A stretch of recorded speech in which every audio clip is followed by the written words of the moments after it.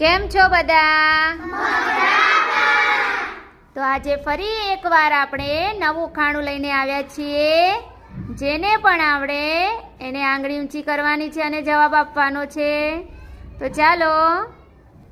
પગ વિના ડુંગરે ચડે, મુખ વિના ખડ ખાય, રાણી કહે રળિયામણું, કયું જનાવર જાય? બોલો, શું જવાબ આવશે? બોલો દર્શનાબેન. ના ભાઈ, ખોટો જવાબ છે.